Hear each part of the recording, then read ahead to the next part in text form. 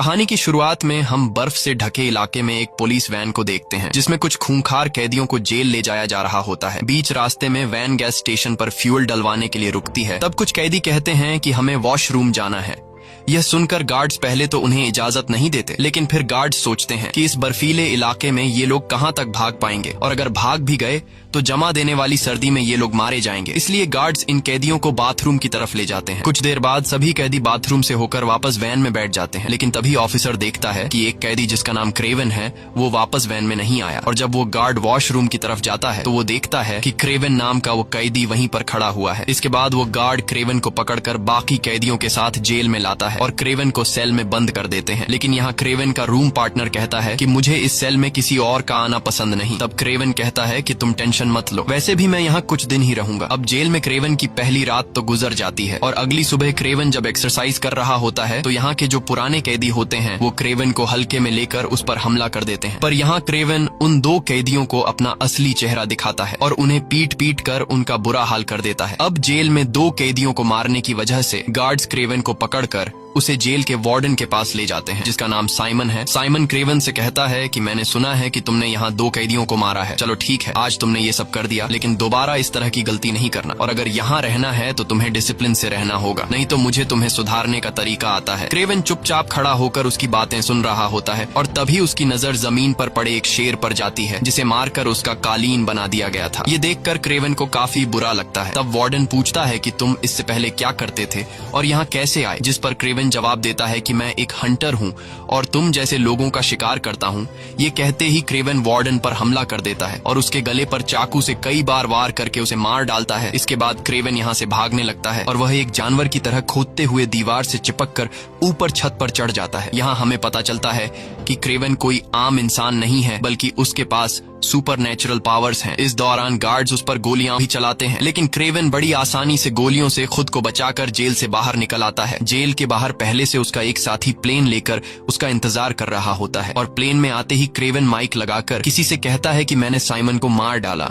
और यहाँ हमें पता चलता है कि क्रेवन कोई कैदी नहीं था, बल्कि वह जानबूझकर एक कैदी के बदले जेल में आया था ताकि जेल का वार्डन जिसका नाम साइमन है उसे मार सके, और उसने अपना काम पूरा कर दिया। अब कहानी यहाँ से जाती है फ्लैशबैक में, यानी कि 16 साल पीछे, जहाँ पर क्रेवन अपने छोटे भाई डिमिट्री के साथ होता है। कुछ देर बाद इन दोनों को स्कूल से लेने के लिए इनके डैड निकोलाई आते हैं। निकोलाई एक बहुत ही अमीर और पावरफुल इंसान है जो इलीगल तरीके से जानवरों को मारकर उनके खाल बेचता है। रास्ते में निकोलाई अपने बेटों से कहता है कि आज तुम्हारी मॉम की डेथ हुई है, उनकी दिमागी हालत ठीक नहीं थी और उन्होंने खुद अपनी जिंदगी का खात्मा कर दिया। ये सुनकर दोनों भाइयों को काफी दुख होता है, पर क्रेवन अपनी माँ की मौत का जिम्मेदार अपने पिता को मानता है, क्योंकि बिजनेस के चलते उन्होंने कभी अपने परिवार को टाइम नहीं दिया, इसलिए आज इनकी माँ इनके बीच जिंदा नहीं है। यहाँ इन दो भाइयों को लग रहा था कि अब वो अपनी माँ के फ्यूनरल में जाएंगे, लेकिन बेरहम निकोलाई अपने बेटों को उनकी माँ के फ्यूनरल पर ले जाने के बजाय जंगल में शिकार के लिए ले जाता है और वहाँ ये लोग एक बहुत ही खूंखार शेर जिसका नाम जार शेर है उसे ढूंढने लगते हैं। दूसरी तरफ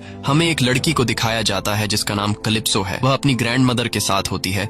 कलिप्सो की ग्रैंड माँ जंगल के आदिवासी लोगों की फैमिली से बिलोंग करती थी और यहाँ वह कलिप्सो को कुछ कार्ड्स और एक छोटी सी बोतल में एक सीरम देती है। कलिप्सो की ग्रैंड माँ उससे कहती है कि इस सीरम को कोई आम सीरम मत समझना, ये एक बहुत ही पावरफुल सीरम है जो हमारे परिवार की कई पीढ़ियों से चलता आ रहा है। ये सीरम किसी भी जख्म को भर सकता है, यहाँ तक कि इस सीरम से किसी की जान भी बचाई जा सकती है। वहीं क्रेवन के पिता अभी तक जार शेर को ढूंढने में लगे हुए थे और तभी निकोलाई के पास एक आदमी आता है जिसका नाम अलेक्सी है। अलेक्सी भी एक शिकारी है जो निकोलाई से कहता है कि मैं चाहता हूँ कि हम दोनों पार्टनरशिप कर लें और मिलकर शिकार किया करें। ये सुनकर निकोलाई मुस्कुराता है और कहता है कि शिकार और वो भी तुम्हारे साथ, ऐसा कभी नहीं हो सकता क्योंकि तुम अभी मेरे लेवल के शिकारी नहीं हो। निकोलाई उसकी बेइज्जती करते हुए कहता है कि इस दुनिया में तुम्हारा कोई वजूद नहीं है, तुम जैसे लोग बिना किसी मकसद के इस दुनिया में रह रहे हैं और अगर मैंने तुम जैसे लोगों के साथ हाथ मिला लिया तो तुम्हारी वजह से मेरी इमेज खराब हो जाएगी। ये सब बुरा भला कहकर निकोलाई अलेक्सी को यहाँ से भगा देता है। अलेक्सी अपनी इस बेइज्जती से निकोलाई पर काफी गुस्सा हो जाता है और चुपचाप वहाँ से चला जाता है, लेकिन उसकी आंखों में निकोलाई के लिए उभरती हुई नफरत हमें साफ दिखाई देने लगती है। वहीं क्रेवन और उसका भाई बातें करते करते अपने ग्रुप से काफी दूर जंगल में आ जाते हैं और तभी उनके सामने इस जंगल का राजा जार शेर आ जाता है। क्रेवन अपने भाई को प्रोटेक्ट करते हुए सीधा जार शेर पर बंदूक तान देता है। जार शेर बहुत ही ज्यादा खूंखार दिख रहा था। अब इससे पहले कि क्रेवन उसे शूट कर पाता तभी जार शेर उस पर हमला कर देता है और उसे बुरी तरह से अपने पंजों में जकड़ लेता है। अपने बेटों की चिल्लाने की आवाज सुनकर निकोलाई भी वहां पहुंच जाता है और वो शेर पर गोलियां चलाते हैं, जिससे कुछ गोलियां शेर को लग जाती हैं। अब शेर खुद को बचाते हुए वहां से जाने लगता है और अपने साथ ग्रेवन को भी दूर ले जाता है। वहीं हम कैलिप्सो को देखते हैं जो अपने पेरेंट्स के साथ जंगल का नजारा देखने आई थी और तभी उसे दूर जंगल में क्रेवन और वो जार शेर दिखाई देते हैं। अब कैलिप्सो क्रेवन की जान बचाने के लिए उसके पास आती है। कैलिप्सो को देखकर जार शेर वहां से चला जाता है, लेकिन जाते हुए उस जार शेर के खून का एक बूंद क्रेवन के जख्म में गिर जाता है। क्रेवन को घायल हालत में देखकर कैलिप्सो को कुछ समझ नहीं आ रहा था कि क्या करना चाहिए और तभी उसे अपनी दादी का दिया हुआ सीरम याद आता है जिससे हर जख्म को भरा जा सकता था। कैलिप्सो जल्दी से इस सीरम को निकालकर क्रेवन को पिला देती है, पर क्रेवन को होश नहीं आता। कुछ देर बाद वहाँ एक हेलीकॉप्टर आता है और क्रेवन को हेलीकॉप्टर में लेकर सीधा हॉस्पिटल में एडमिट कर दिया जाता है, जहाँ डॉक्टर्स क्रेवन को बचाने की पूरी कोशिश करते हैं, पर क्रेवन सांस नहीं ले रहा था। जिसके बाद डॉक्टर्स हार मान जाते हैं और क्रेवन को मरा हुआ समझकर चले जाते हैं। पर अगले ही पल क्रेवन की आंखें खुल जाती हैं और उसकी आंखें अजीब सी चमकने लगती हैं। दरअसल उस जार शेर के खून और कैलिप्सो ने जो उसे सीरम पिलाया था यह उसी का कमाल था। और अब क्योंकि शेर का खून उसके डीएनए के साथ मिक्स हो चुका था, इसलिए बहुत ही जल्दी उसके जख्म भरने लगते हैं और क्रेवन बहुत ज्यादा ताकतवर हो गया था। यह सब देखकर डॉक्टर्स भी परेशान थे और उन्हें समझ नहीं आ रहा था कि आखिर यह सब कैसे हुआ। जिसके बाद निकोलाई अपने बेटे को घर ले जाता है। घर आकर निकोलाई क्रेवन से कहता है कि तुमने बहुत बहादुरी से उस शेर का मुकाबला किया, तुम बहुत ही बहादुर हो और एक दिन तुम्हें मेरा सारा बिजनेस संभालना है। इसके बाद निकोलाई उसे उस जार शेर का कटा हुआ सिर दिखाता है जिसने उसे घायल किया था। शेर का कटा हुआ सिर देखकर क्रेवन को बिल्कुल भी अच्छा नहीं लगता। यहाँ हम देखते हैं कि क्रेवन में बदलाव आने लगे हैं। जहाँ पहले वो खुद जानवरों का शिकार किया करता था, अब उसे बेजुबान जानवरों को मारना बुरा लगता है। दरअसल ये सब इसलिए हो रहा है क्योंकि अब क्रेवन में एक शेर का डीएनए है और वो खुद को जानवरों का रक्षक समझता है। वो गुस्से से अपने पिता से कहता है कि तुमने उस शेर को क्यों मारा। ये कहकर वो वहाँ से चला जाता है और जैसे ही रात होती है तो क्रेवन अपना सामान पैक करके घर छोड़कर जंगल में जाने का फैसला करता है। और जैसे ही वो घर छोड़कर निकलने ही वाला होता है तभी उसके सामने उसका भाई डिमिट्री आ जाता है। वह कहता है कि मॉम भी मुझे छोड़कर चली गई, डैड मेरी रिस्पेक्ट नहीं करते, सिर्फ एक तुम ही हो जिसके साथ मैं अपने दुख दर्द बांटता हूँ और अब तुम भी मुझे छोड़कर जा रहे हो। क्रेवन कहता है कि अगर मैं यहाँ पर रहा तो मेरे पिता मुझे भी एक शिकारी बना देंगे, मुझे भी मासूम जानवरों को मारना पड़ेगा जो मैं नहीं करना चाहता, इसलिए मुझे यहाँ से जाना पड़ेगा। ये कहकर वो वहाँ से निकल जाता है और सीधा जंगल में आता है। जंगल में आते ही उसे कुछ अजीब सी आवाजें सुनाई देने लगती हैं। वह देखता है कि उसके सामने से जंगली भैंसों का एक झुंड उसी की तरफ दौड़ता हुआ चला आ रहा है। यह देखकर क्रेवन बहुत ज्यादा घबरा जाता है और उसे लगने लगता है कि आज उसका आखिरी दिन है, इसलिए वह अपनी आंखें बंद करके नीचे झुक जाता है। पर जब वह अपनी आंखें खोलता है तो वो देखता है कि सभी भैंसे उसको बिना छुए उसके आसपास से निकल जाते हैं। दरअसल उन जंगली भैंसों के लीडर ने क्रेवन के सामने खड़े होकर उसे प्रोटेक्ट किया था और वह भैंसों का लीडर क्रेवन को इस जंगल का राजा मान रहा था। इसके बाद क्रेवन जंगल में आगे बढ़ने लगता है और वह उस जगह पर आता है जहाँ पर वह हमेशा अपनी माँ के साथ आया करता था। क्रेवन अब यहीं पर रहना शुरू कर देता है। क्रेवन को धीरे धीरे पता चलता है कि अब उसके अंदर बहुत सारी शक्तियाँ आ चुकी हैं और ये इसीलिए हुआ है क्योंकि लायन का डीएनए उसके शरीर में आ चुका है। और एक दिन जब उसे बहुत ज्यादा भूख लगती है तो वह एक हिरण का शिकार करता है और यहाँ पर हम क्रेवन की शक्तियां देखते हैं। वह एक शेर की तरह दौड़ रहा होता है और एक टाइगर की तरह बहुत ऊंची ऊंची जंप कर रहा होता है जो कोई आम इंसान नहीं कर सकता। एक दिन उसे गोली चलने की आवाज आती है जिसे सुनकर वह जल्दी से पेड़ के ऊपर चढ़ जाता है, जहां उसे कई किलोमीटर दूर दो शिकारी दिखाई देते हैं जो जंगली भैंसों को मार रहे थे। यह देखकर क्रेवन काफी गुस्सा हो जाता है और वह बहुत तेज रफ्तार से दौड़कर वहां पहुंचता है, लेकिन अब काफी देर हो चुकी थी क्योंकि उन दो शिकारियों ने कई सारी भैंसों को मार डाला था। क्रेवन उन दो शिकारियों से कहता है कि अब तक तुमने जितने जानवरों को मारा है उसके लिए मैं तुम्हें माफ कर दूंगा, पर आज के बाद अगर तुमने यहाँ पर किसी भी जानवर को मारा तो मैं तुम्हें नहीं छोड़ूंगा। यह सुनकर वे शिकारी हंस पड़ते हैं और क्रेवन का मजाक उड़ाते हुए उस पर बंदूक तान देते हैं, लेकिन उन्हें पता नहीं था कि वे किससे पंगा ले रहे हैं। क्रेवन बिजली की रफ्तार की तरह उन पर टूट पड़ता है और उन दोनों शिकारियों को मार डालता है। और यहीं से कहानी फिर से प्रेजेंट में आती है, जहाँ पर क्रेवन जेल के वार्डन को मारकर उसी जंगल में वापस आ चुका है।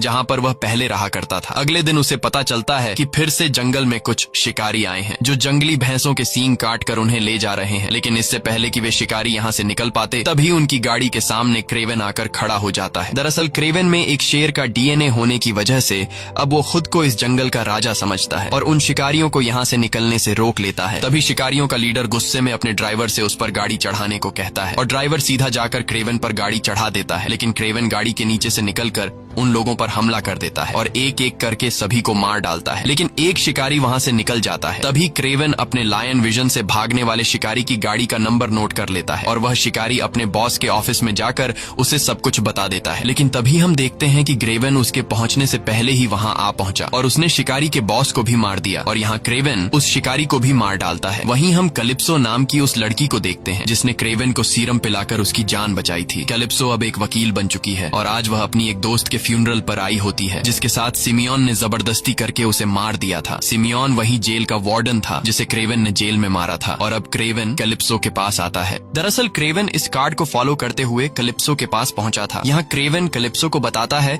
कि मैं वही इंसान हूँ जिसकी तुमने एक बार जंगल में जान बचाई थी। कैलिप्सो क्रेवन को जिंदा देखकर काफी खुश होती है और क्रेवन कैलिप्सो को बताता है कि मैंने तुम्हारी दोस्त के कातिल से बदला ले लिया है, मैंने जेल में जाकर उसे मार दिया। ये सुनकर कैलिप्सो को उसकी बात पर यकीन नहीं आता और जब वह घर आकर इंटरनेट पर चेक करती है तो उसे पता चलता है कि जेल में साइमन को किसी ने मार दिया, जिसे लोग हंटर के नाम से जानते हैं, जो बुरे लोगों का शिकार करता है। और अब जाकर उसे क्रेवन की बातों पर यकीन आ जाता है, इसलिए अगले दिन वह क्रेवन से मिलती है। क्रेवन उससे कहता है कि तुमने मेरी जान बचाई थी और मुझे समझ नहीं आ रहा था कि तुम्हारी इस मदद का शुक्रिया मैं कैसे अदा करूं। और जब मुझे पता चला कि तुम्हारी एक दोस्त को साइमन नाम के एक आदमी ने मार डाला है जिसे तुम अरेस्ट करना चाहती थी, लेकिन उसका ना कानून कुछ बिगाड़ सका और ना ही तुम कुछ बिगाड़ सकती थी और वो तुम्हारी दोस्त को मारने के बाद भी आजाद घूम रहा था, तब मुझे तुम्हारी मदद के बदले उसे मारना अच्छा लगा। ये सुनकर कैलिप्सो कहती है कि मैं एक वकील हूँ और मैं ऐसा बिल्कुल भी नहीं चाहती थी कि तुम उसे मार डालो, लेकिन तुमने उसे मारकर अच्छा ही किया क्योंकि आगे वह और भी मासूम लड़कियों के साथ गलत करने वाला था। तब क्रेवन उससे कहता है कि तुम एक वकील हो, तुम्हारे पास बहुत से ऐसे वांटेड लोगों की लिस्ट है जिन्हें कानून भी अरेस्ट नहीं कर सकता, इसलिए मैं चाहता हूँ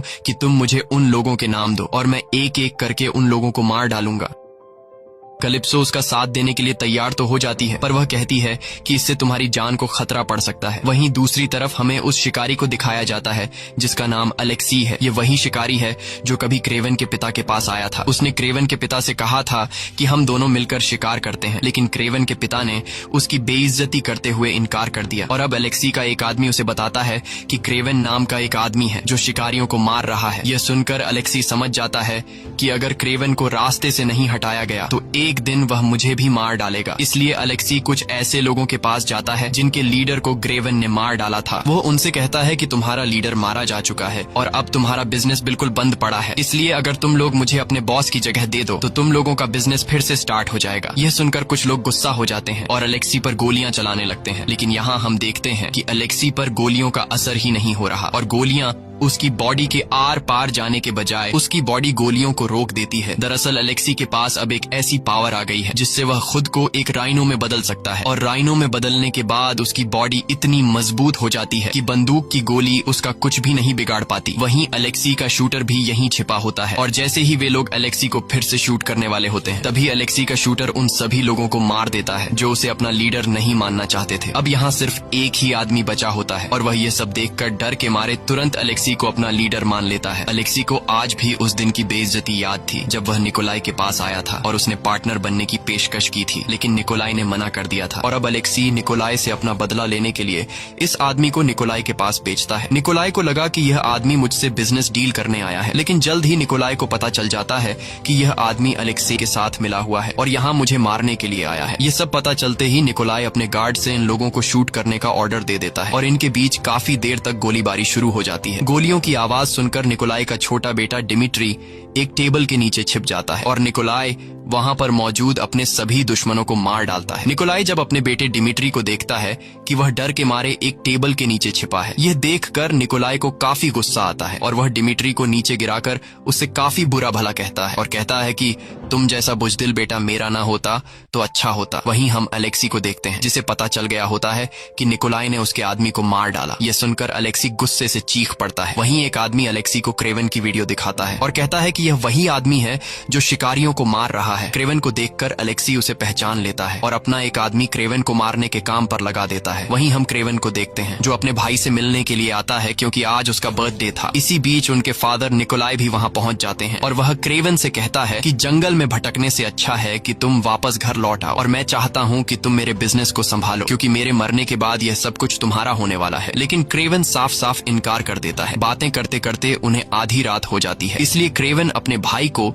उसके रूम तक छोड़ने के लिए आता है और जैसे ही क्रेवन वहाँ से जाने लगता है तभी डिमिट्री उसे रोक लेता है और कहता है कि तुम भी आज यहीं मेरे रूम में सो जाओ। क्रेवन अपने छोटे भाई से बहुत ज्यादा प्यार करता था, इसलिए वह अपने छोटे भाई की बात मानते हुए सोफे पर सो जाता है। लेकिन जंगल में सोने वाले इंसान को सोफे पर कहाँ नींद आने वाली थी, इसलिए वह बाहर गार्डन में जाकर सो जाता है और अगली सुबह जब वह अपने भाई के कमरे में जाता है तो देखता है कि वहाँ उसका भाई नहीं है और बेडशीट पर खून के निशान होते हैं। दरअसल कुछ लोग उसके भाई को किडनैप करके अपने साथ ले जा रहे होते हैं। क्रेवन दौड़ते हुए बैल्कनी में आता है और ऊपर बैल्कनी से नीचे अपने छोटे भाई को देख लेता है जिसे कुछ लोग गाड़ी में किडनैप करके ले जा रहे थे। अब अपने भाई को बचाने के लिए क्रेवन बिल्डिंग के शीशे से होते हुए नीचे कूदता है और उस गाड़ी के पीछे तेजी से दौड़ता है। लेकिन गाड़ी की रफ्तार काफी तेज थी पर क्रेवन भी हार नहीं मानता और काफी दूर तक उस गाड़ी का पीछा करता है। लेकिन आखिर में वे लोग क्रेवन के भाई को लेकर एक हेलीकॉप्टर में बैठ जाते हैं। तब भी क्रेवन उनसे अपने भाई को छुड़ाने की कोशिश करता है लेकिन वह अपने भाई को बचाने में नाकाम हो जाता है। अब अपने भाई को ढूंढने के लिए क्रेवन सीधा कैलिप्सो के पास जाता है और कैलिप्सो से उसे पता चलता है कि उसके भाई को एक थर्किश आदमी ने किडनैप किया है। साथ ही उसे पता चलता है कि जिन लोगों ने उसके भाई को किडनैप किया है उन्होंने $20 मिलियन की डिमांड की है। क्रेवन के पास तो इतने पैसे नहीं थे, इसलिए वह सीधा अपने पिता के पास जाता है और उससे कहता है कि मुझे $20 मिलियन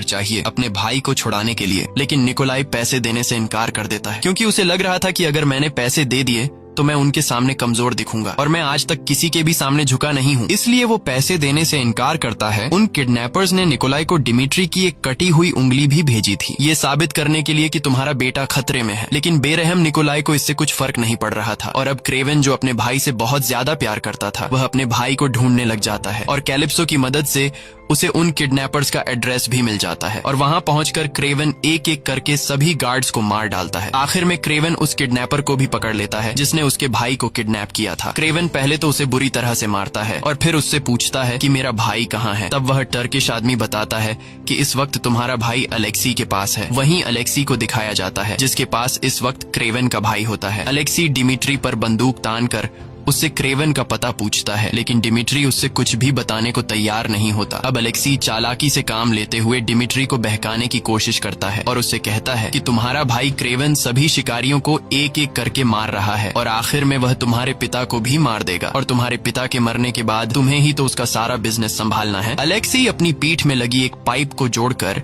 डिमिट्री को अपनी राइनो में बदलने वाली पावर दिखाकर कहता है कि मुझे पता है कि तुम कमजोर हो और तुम्हारी बात घर में बिल्कुल भी नहीं सुनी जाती, लेकिन अगर तुमने मुझे अपने भाई का पता दे दिया तो मैं तुम्हें एक खास पावर दे सकता हूँ। ये सुनकर डिमिट्री एक ताकतवर इंसान बनने की चाहत में अलेक्सी को अपने भाई क्रेवन का पता दे देता है। वहीं हम क्रेवन को देखते हैं जो कैलिप्सो को लेकर अपनी जगह पर आता है जहां वह पिछले 16 सालों से रहता है। उसने यहाँ बहुत अलग अलग हथियार बनाए होते हैं और अब वह किसी भी तरह से अलेक्सी को मारकर उससे अपना भाई छुड़ाना चाहता है। वहीं अलेक्सी को डिमिट्री से क्रेवन का लोकेशन पता चल गया होता है और अलेक्सी अपने एक खास आदमी को क्रेवन को मारने के लिए भेजता है और वह आदमी क्रेवन को पकड़ने के लिए अपने कुछ साथियों के साथ जंगल में जाल बिछा देते हैं। लेकिन जल्द ही क्रेवन को दुश्मनों के बिछाए जाल के बारे में पता चल जाता है और वह एक एक करके वहां मौजूद सभी लोगों को मार डालता है। इस दौरान जंगल के जानवर भी क्रेवन की मदद करते हैं और वहां मौजूद लोगों पर हमला कर देते हैं। वहीं अलेक्सी का वह खास आदमी क्रेवन के सामने आता है जिसके पास हिप्नोटाइज करने की पावर है और वह आदमी क्रेवन को एक जहरीली इंजेक्शन से शूट कर देता है जिससे क्रेवन को अजीब से विजन्स आने लगते हैं और क्रेवन अब पूरी तरह से उस आदमी के वश में हो जाता है। लेकिन इससे पहले कि वह आदमी क्रेवन को मार पाता तब कैलिप्सो क्रेवन की मदद करती है और उस आदमी को सिर में तीर मारकर उसे खत्म कर देती है जिसके बाद वह क्रेवन को होश में लाती है। वहीं अलेक्सी को दिखाया जाता है जो अपने लोगों के साथ जंगल में आता है। अलेक्सी काफी खुश होता है क्योंकि उसे लग रहा था कि अब तक उसके आदमी ने क्रेवन को मार दिया होगा, लेकिन उसकी ये खुशी जल्द ही मुसीबत में बदलने वाली थी। तभी वह देखता है कि जानवरों का एक बहुत बड़ा झुंड उसकी तरफ आ रहा है। अब इससे पहले कि वे भैंसें उनकी गाड़ियों को टक्कर मारकर उन्हें कुचल देती तब अलेक्सी जल्दी से अपने कमर में लगे पाइप को खोल लेता है, जिससे वह राइनो में बदलने लगता है। भैंसों की टक्कर से अलेक्सी के बाकी साथी तो मारे जाते हैं, लेकिन अलेक्सी को कुछ नहीं होता क्योंकि अब उसकी बॉडी काफी मजबूत हो चुकी थी। और इसी बीच क्रेवन भी वहां आ जाता है। अब यहाँ इन दोनों के बीच फाइट छिड़ जाती है और काफी देर तक इनके बीच जबरदस्त फाइट होती है। पर अलेक्सी पर क्रेवन के हमलों का कुछ असर ही नहीं पड़ रहा था क्योंकि उसकी बॉडी लोहे से भी ज्यादा सख्त हो चुकी थी और अब वह क्रेवन को पीट पीट कर उसकी हालत खराब कर देता है। लेकिन क्रेवन भी हार नहीं मानता और अलेक्सी से लड़ता रहता है। पर अलेक्सी की ताकत के सामने क्रेवन कमजोर पड़ रहा था, इसलिए अलेक्सी क्रेवन को उठा उठा कर पटकता है। लेकिन यहाँ क्रेवन समझदारी से काम लेते हुए अलेक्सी को रस्सी में फंसाकर उस रस्सी को जंगली भैंसों के बीच फेंक देता है, जिससे अलेक्सी खींचते हुए भैंसों के बीच गिर जाता है और वे भैंसे उसके ऊपर चढ़कर उसे बुरी तरह घायल कर देते हैं। अब अलेक्सी थोड़ा बहुत कमजोर हो चुका था और यहाँ क्रेवन को पता चल जाता है कि अलेक्सी अपने पेट में लगे ट्यूब की वजह से राइनो में बदल रहा है। ये पता चलते ही क्रेवन सीधा जाकर एक लोहे की रॉड से अलेक्सी के ट्यूब वाली जगह पर वार करता है, जिससे अलेक्सी दर्द से चिल्ला पड़ता है और उसके मुंह से खून आने लगता है और फाइनली अलेक्सी की मौत हो जाती है।